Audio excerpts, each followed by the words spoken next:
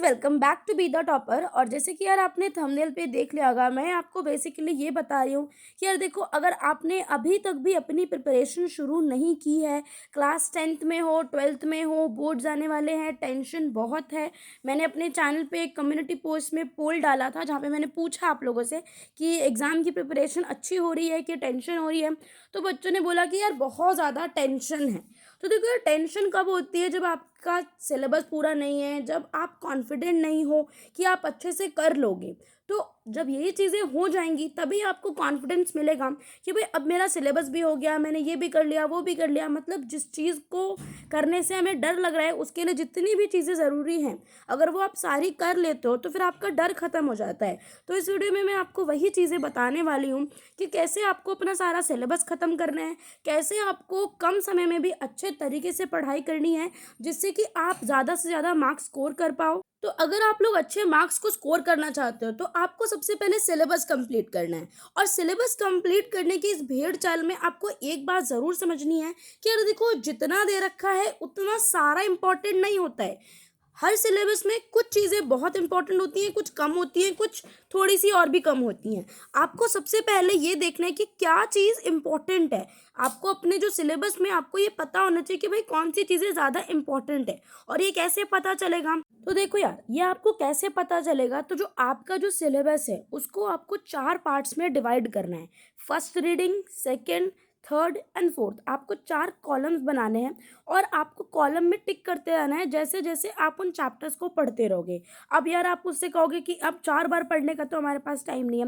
But 4 बार हमें पढ़ना है, पर गधे की तरह नहीं पढ़ना है। आपको हार्ड वर्क के साथ साथ स्मार्ट वर्क भी करना है। हार्ड वर्क मतलब कम और स्मार्ट वर्क ज़्यादा, जिससे आपको अच्छा स्कोर करने में बहुत हेल्प होगी। तो यार उसके लिए सबसे पहला काम जो है आपको वो करना है कि आपका जितना भी आपके जो सब्जेक्ट है, आपके पास जैसे कि 6 सब्जेक्ट है, आपके पास 5 सब्जेक्ट है, तो आपको अलग अलग पेपर पे उनका टर्म 2 का सिलेबस लिख के रखना है। भाई कौन सा चैप्टर आ रहा है, कौन सा कट गया, ये सारी बातें आपको एकदम क्लियर होनी चाहिए जिससे पहले आप स्टार्ट करोगे। बिकॉज अगर आप स्टार्ट कर रहे हो, आप पूरे फॉर्म में आ रहे हो पढ़ने की, एंड आपको यही नहीं पता चल रहा है कि भाई कौन से है, सोचे जा रहे हो उससे पूछती हूँ उससे पूछता हूँ, तो इस पे एकदम क्लियर हो जाओ कि कौन से चैप्टर्स आ रहे हैं और कौन से नहीं आ रहे हैं। ये तो बात हो गई हमारी पहली। दूसरी बात, जैसे मैंने आपको बोला कि आपको 4 कॉलम्स बनाने हैं, फर्स्ट, सेकंड, थर्ड और फोर्थ। तो जब आपको फर्स्ट रीडिंग लेनी है, अब आपके पास हर सिलेबस आ गया है हर सब्जेक्ट का, आपको अपना पहला सब्जेक्ट उठाना है, जो भी आप उठाना चाहते हो।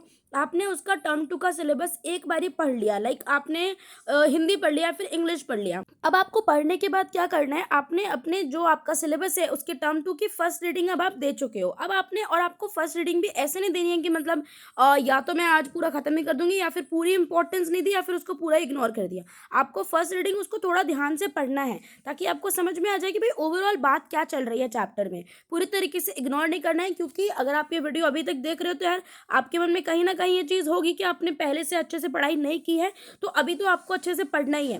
तो जब आप अपनी फर्स्ट रीडिंग कंप्लीट कर दोगे तो आपको प्रीवियस ईयर क्वेश्चन निकालने, एक एक चैप्टर से कौन कौन से प्रीवियस ईयर क्वेश्चंस आ सकते हैं, ये आपको सर्च करना है। और इसके लिए एक बहुत ही ज़्यादा अच्छा ऐप है जिसके बारे में मैं आपको बताना चाहूँगी। वो ऐसे कोई स्पॉन्सरशिप वगैरह नहीं है, बट जब मैं 10th 12th में थी तो वो भी मुझे बहुत हेल्प किया। ईजी टू यूज़ ऐप है, एड्स आएंगे, मतलब एकदम फ्री होता है, बट आपको कोई पैसा पे नहीं करना।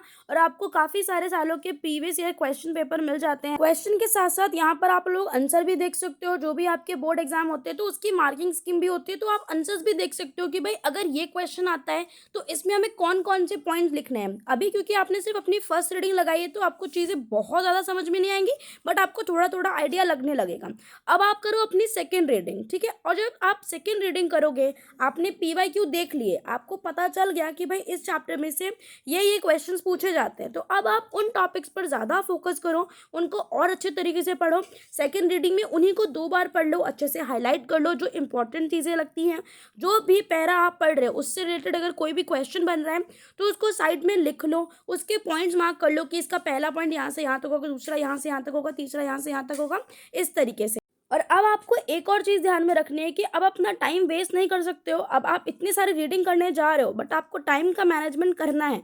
टाइम लिमिट में आप चैप्टर पढ़ोगे। अगर कोई चैप्टर आपका 5 या 7 या 10 पेजेस का है, तो आप मान के चलो कि भाई अगर आप सेकंड रीडिंग दे रहे हो, अगर आपने फर्स्ट रीडिंग बहुत प्रॉपर की है, तो सेकंड रीडिंग में आपको मुश्किल से मुश्किल 15 से 20-25 मिनट लगने चाहिए उस चैप्टर को पढ़ने में, जो कि 10 पेजेस का है। तो इससे ज़्यादा समय आपको नहीं लगाना, ठीक है?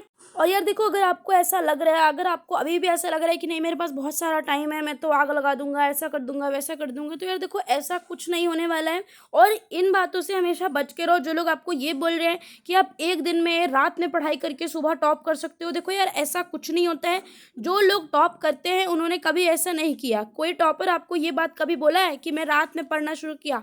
हर टॉपर कहता है कि हमने कंसिस्टेंसी मेंटेन करी है, हमने हर दिन पढ़ा है। बट अगर आपने नहीं भी पढ़ा, तो अब आपको सीरियस होना है, रिवीजन के लिए अलग टाइम देना है। एंड सबसे इम्पोर्टेंट, आंसर राइटिंग, जिस पर मैं बाद में आऊँगी, आंसर राइटिंग प्रैक्टिस भी आपकी होनी चाहिए। तो देखो यार, अब आप अपनी सेकेंड रीडिंग कंप्लीट कर चुके हो, अब आएगी आपकी थर्ड रीडिंग। थर्ड रीडिंग में आपको क्या करना है कि आपको, अगर आपने सेकेंड रीडिंग में भी हाईलाइट नहीं करी है ज़्यादा चीज़ें, पीवाईक्यू एक बार सेकेंड रीडिंग करने के बाद भी देख लेना, और उसके बाद और भी अच्छे तरीके से हाईलाइट करना, इंपॉर्टेंट पॉइंट्स लिखना। यहाँ पर आप 1-2 बार आंसर राइटिंग प्रैक्टिस भी कर सकते हो। तो ये होगा आपकी सेकेंड रीडिंग के बाद आपकी थर्ड रीडिंग में। अब आपकी थर्ड रीडिंग हो जाएगी, आपको साथ साथ में प्रीवियस ईयर क्वेश्चंस देखते रहने हैं। और आपको ऐसा नहीं करना कि मैं सिर्फ एक ही सब्जेक्ट पढ़ूंगा, आपको थोड़ा थोड़ा सब कुछ पढ़ना है, ठीक है? और यार आपको मार्क भी करते जाना है। आपने जो कॉलम्स बनाए थे, आपको उसमें मार्क करते जाना है कि भाई आपने कितने चैप्टर की फर्स्ट रीडिंग लगा दी, कितने सेकंड लगी रीडिंग लगा दी, कितनी थर्ड रीडिंग लगा दी। ये सब आपको मार्क करते जाना है, जिससे कि आपका कॉन्फिडेंस भी बीच बीच में बूस्ट होता रहेगा। आपको पता चलेगा कि भाई जो आप गोल्स प्लान्स अपने लिए बना रहे हो वो सक्सेसफुल हो रहे हैं। अब आपका जो टाइम आ चुका है वो आ जाएगा जब आप फोर्थ रीडिंग पे आ जाओगे, तो आपके पास वेस्ट करने के लिए बिल्कुल भी टाइम नहीं बचेगा।